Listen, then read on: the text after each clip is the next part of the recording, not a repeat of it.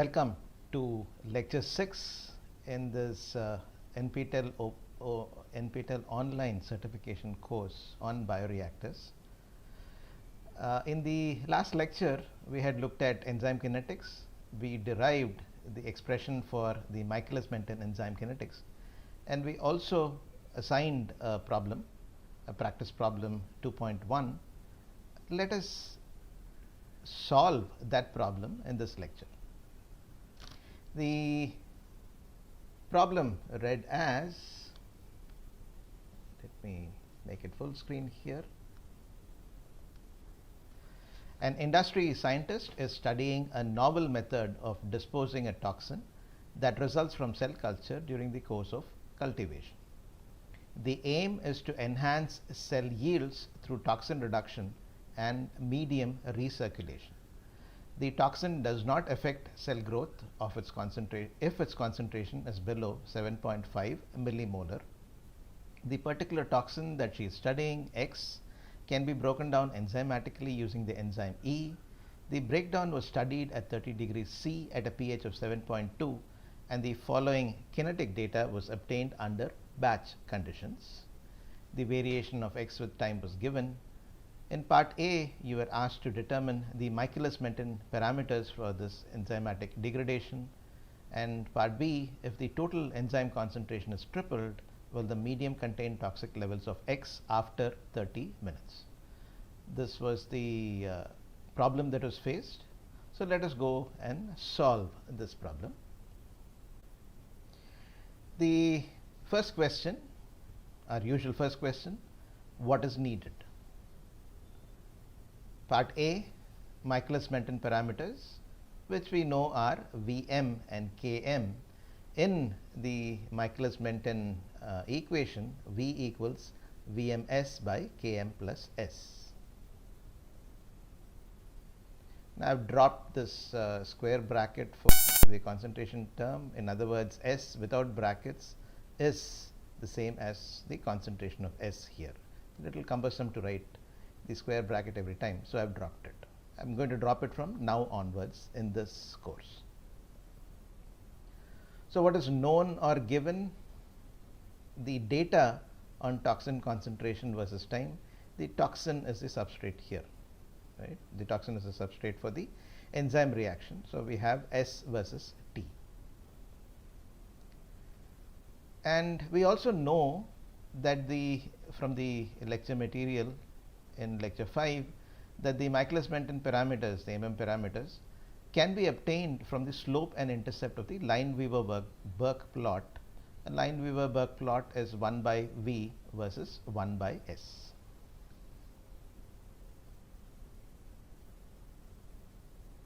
Now, how to connect what is needed to what is given?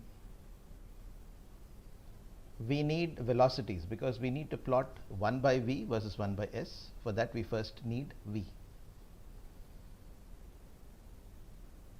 When we are working with such a data, we can calculate the average velocity for each time interval. In this case, between 0 and 10 minutes is the first time interval, 10 to 20 minutes is the second time interval, 20 to 50 minutes is the third time interval, and 50 to 100 is the fourth time interval. We can calculate velocities as delta x divided by delta t, and we have times here corresponding to the concentration, but we don't have times corresponding to the rates. So what is normally done is the rate that is calculated is assigned to the midpoint of the interval. In this case, in the first case, the interval is 0 to 10, and therefore the average is 5. We calculate the rate and assign it to the time of 5 minutes and show that to you. V is minus delta S delta T, and in this case, the first case, at 10 it is 17.7, at 0 it is 20, so 17.7 minus 20, that is delta S, and delta T is 10 minus 0, so that we have there equals, this works out to be 17.7 minus 20 is minus 2.3, minus of minus 2.3 is plus 2.3, 2.3 by 10 is 0.23. 0.23 in millimole Okay, this has been given in millimole per minute. So we need to assign it to the midpoint of 0 and 10 that we saw was 5 minutes. So at t equals 10, I see t equals 5 minutes, the substrate concentration, if we assume that it varies linearly in this time interval, okay, that's an assumption that we are making, which turns out to be good if we have closely spaced points. Let us see, this will be some sort of an estimate here. Some points are widely spaced. But anyway, this is the data that we need to work with. So let's do the best that we can with the data. So the midpoint, rather the substrate concentration that corresponds to the midpoint t equals 5 minutes is 18.85, which is the average of these two, and that is what we need to assign. Then V2 is between this and this, 15.8 minus 17.7, 20 minus 10, the negative of the whole thing.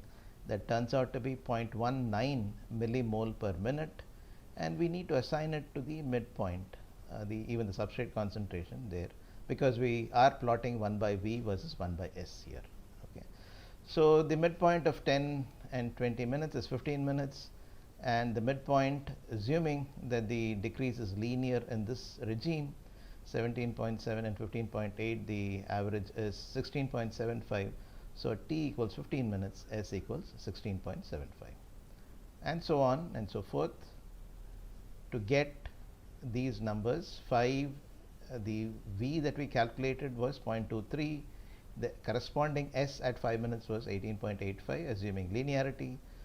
At time t equals 15 minutes, S is 16.75, V equals 0.19, and these two calculations we had seen in detail. The same way we get these values for 35 minutes and 75 minutes, which are the midpoints of those corresponding intervals, S midpoints of the corresponding linear variations, and V that was calculated, the average rate that was calculated in that interval.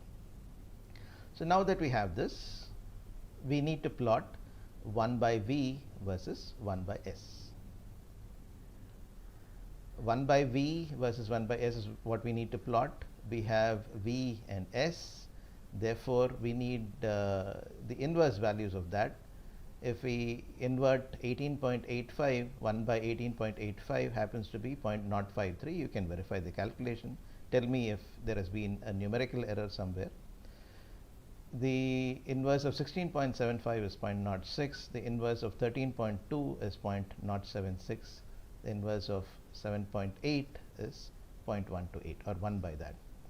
Similarly, the inverses of V, 1 by V, is 1 by 0.23, 4.35, 1 by 0.19, 5.26, 1 by 0.173, 5.78, and 1 by 0.112, 8.93. Okay. Now, it's best to use spreadsheet to plot. You can use a graph sheet to plot, you can use a spreadsheet to plot. Let me show it to you using a spreadsheet.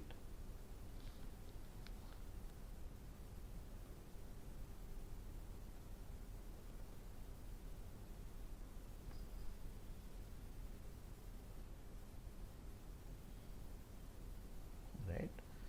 We have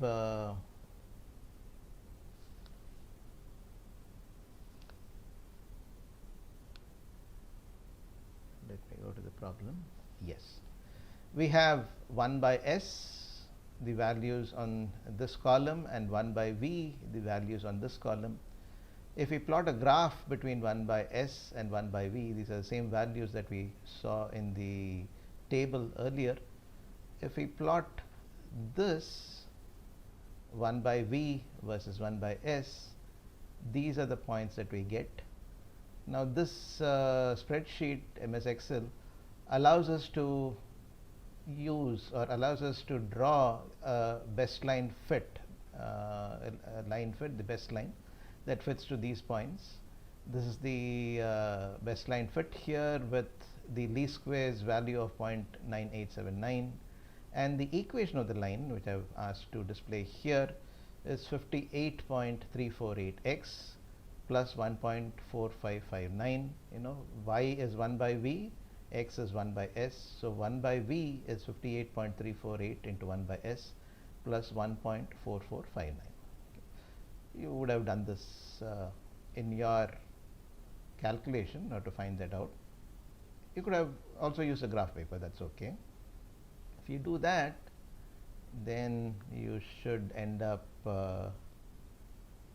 here this is the same graph, right?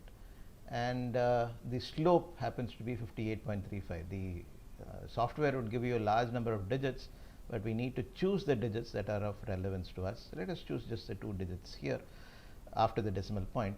Slope is 58.35, and we know that in a Lineweaver-Burk plot, the slope equals Km by Vm.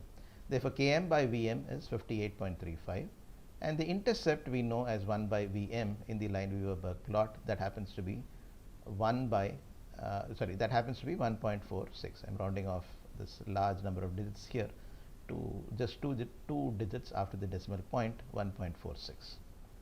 So from this we can find out Vm and Km. You know that simplest thing is the inverse of V, 1 by 1.46 would be Vm, and therefore Vm is 0.69 millimolar per minute.